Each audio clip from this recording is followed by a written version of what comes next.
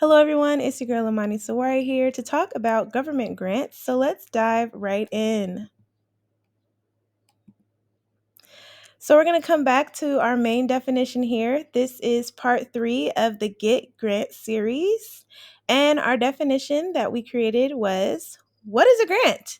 A monetary resource distributed by an institution, federal, state, or local government, usually in response to a specific societal issue for a targeted purpose or population. So today we're focusing on the federal, state, or local government piece. More specifically, the federal piece is what we'll be diving into today because no matter where you're at in the country or in the world, this will apply to you on a federal level.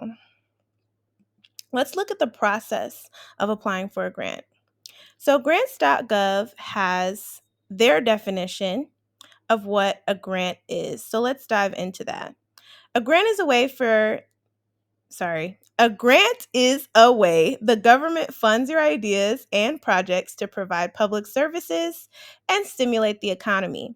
Grants support critical recovery initiatives, innovative research, and many other programs listed in the Catalog of Federal Domestic Assistance. So write that down, the CFDA.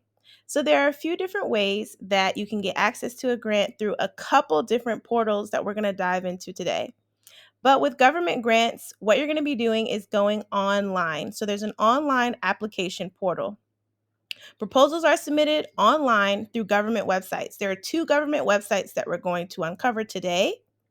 Usually, grants are reserved, most types of grants are reserved for nonprofits, but there are also grants that are reserved for businesses. When you see an RFP grant, which stands for Request for Proposal, don't mind my type of one request. Those are often for businesses, okay? So if you have an LLC, don't worry. Just pay attention to when you see an RFP. All right? So with grants.gov, that's the first website that you're going to want to check out to see what types of grants exist.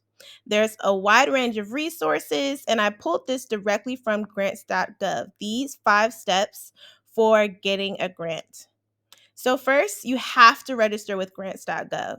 So you got to make an account, which means that you're going to have to submit your EIN number if you have an LLC, or your federal tax ID number if you have a nonprofit. You're going to want to determine your eligibility when you're identifying opportunities for funding using their search feature.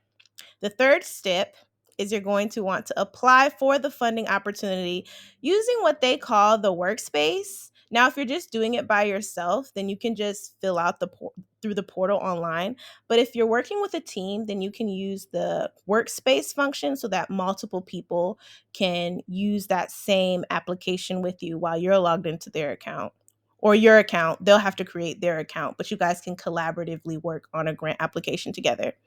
Then you'll complete your application and then finally make sure that you check for errors before you submit. The second one is sam.gov. So sam.gov is unique because you don't necessarily need an account to see what opportunities exist on the platform. So it's a searchable database. It's completely free to use. So is the grants.gov website. They're both free to use. But with sam.gov, not only is it free to use, but you also don't need an account to use it. But if you create an account, then you'll have access to even more features on the website. So without an account, you can look at different listings. You can look at different contract opportunities, also known as RFPs. You can look at who's been awarded a contract if the contract has already been awarded by another member. You can look at the federal hierarchy, wage determinations, entity exclusions. So sam.gov has more on it than just grants also. But with an account, you'll be able to view entity registrations. So you'll be able to see other people's registration information while you're logged into your account. But remember, other people can also see yours, which is not a bad thing. Like, there's money out there. People might want to work with you on different contracts.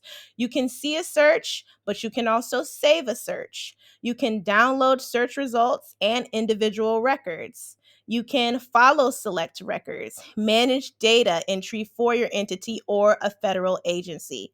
So there's a lot of collaborative opportunity on sam.gov that isn't just restricted to grants. So you can create an account for this or not. If you just want to look around and see what's out there, then start with sam.gov. All right, so there are phases to a government grant, whether you find them on sam.gov or grants.gov.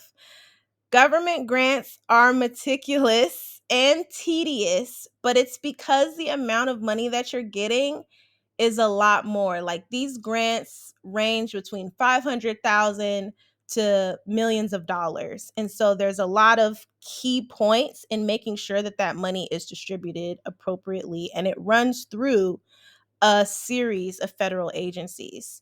So there's the pre-award phase, which starts with the NOFO, the Notice of a Funding Opportunity. So when you register and apply for grants, you're in that pre-award phase. When you're looking through the search, you're seeing NOFOs through whether it's sam.gov or grants.gov. During the pre-award phase, you'll also be working on your application, completing your application, whether that's individually or with a team collaboratively, and then you'll review your application, okay?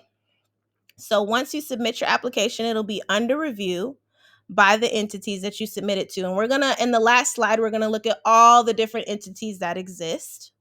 But it starts with the initial screening, which is the basic minimum requirements review. So when you submit your application, the government is looking through potentially thousands of different applications, and they're going to see if you meet the basic minimum requirements. If you don't have a tax ID number, and it's supposed to be for a nonprofit, they're throwing your app out. They're not even going to read the narrative. They're not going to read what your budget is because you didn't meet that basic minimum requirement. If it's an app that's specifically for educating the youth and your nonprofit doesn't have a history of working with youth, then they're throwing it out. They're not going to read the narrative. They're not going to look at anything else. So there's that initial screening. And then it's going to go through the programmatic review to see the substance of what's going on. Then they'll be looking at the actual narrative of your application. Following that is a budget review. So if it's a grant for $2 million and you're asking for $3 million, regardless of if you met the basic requirements or if your program sounds great, if you ask for too much money, then it's going to be thrown out. Think of federal grants as jumping through hoops that you have to maintain that bar that they are looking for in order to even get to the next hoop or even have the next hoop put in front of you. Then finally, there's an award decision. So all of that is in the pre-award phase before the money is dispersed. Then there's the award phase. This is when the money is dispersed. So after a series of agencies are going through those different levels, those different hoops, looking at your application, then you'll get an NOA, a notice of an award. That's going to go to the selected entities. There's usually more than one person that's awarded for whatever grant opportunity you see out there. So even though it's competitive, there's a handful of people at least that are getting access to this funding. So don't be discouraged by that competitiveness. Those folks who are selected, those entities, will get an NOA. Your organization has to accept the NOA. Once you accept the NOA, you are at that point legally obligated to carry out the terms of the conditions of the grant. You wrote those terms in your application proposal. So now you have to do what you said you were going to do when you asked for the funding. That's the award phase. Now, this is the most meticulous part, in my opinion, the post-award phase. So you might see in your grant application that they give you 2 years to fulfill the requirements of the grant, which I say on average, you get about 2 years to spend, whether it's $1 million, $500,000.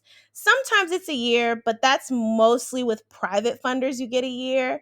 But with government grants, you usually get 2 to 5 years to do the work. So there's a reporting phase. Make sure that you are tracking your numbers. So if prior to receiving the grant, you served 100 individuals or 100 families with your backpack giveaway, now that you have $500,000, while you're spending that money on your events during this 2-year period, you need to be tracking how many families you've served or how many youth you've served.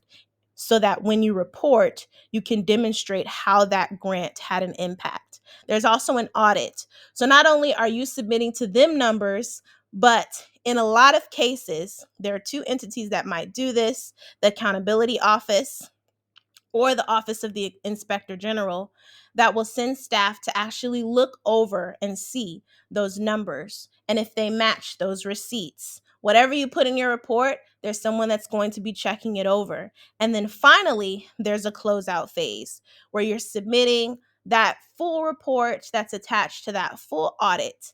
All of this must be completed usually within 90 days after the grant award expires. So if you had 2 years to do it, after that 2-year period, you need to start making sure that all of your numbers are together, which is why it's really important to do that while you're doing the work. Don't just wait until after the work is completed. Do it while you're doing the work so that 3 months after, you're not scrambling to figure out all those numbers and where all those receipts are. Keep track of all that while you're doing the work so that the auditing, the reporting, and the closeout phase can be seamless.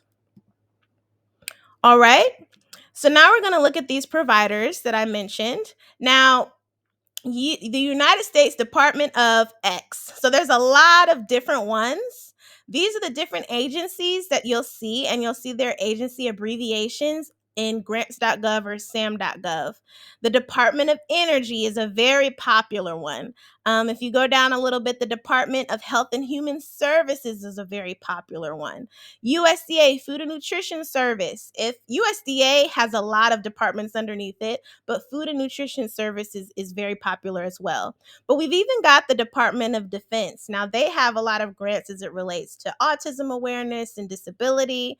The Department of State, the Department of Interior, the Department of Justice. If you're into food and farming, you've got the Department of Agriculture. I skipped the Bureau of Indian Affairs, but if you're part of the Native community or serving Native communities, the BIA is what you'll want to look into. Department of Housing and Urban Development, if you're providing resources for shelters, if you're doing food drives. The Department of Education, especially if you're serving the youth or creating courses or supplement courses for schools. And there's also the Department of Treasury. A lot of these departments will intersect, so you might see two departments on a grant, or you might see something, an umbrella underneath the department within a grant. So you can look at these different agencies and search within those. They have, each of them have their own websites where they show grants that are listed. Or alternatively, you can create an account on grants.gov or search without an account on sam.gov. And when you see these abbreviations, you'll know which agency it is attached to. Regardless, make sure that you read the actual RFP or the funding objectives for the grant so that you can see if it meets your individual priorities for your business or your organization, so that you can see that that funding will actually be compatible with the work that you're doing and with the community that you intend to serve. And I hope you guys enjoyed this presentation. Again, this is your girl, Amani Sawari. This is part 3 of our Get Grant series. So if you haven't seen our introduction in part 1 or our private funding and fellowships grant part 2, make sure you check those out. And I will see you all next week.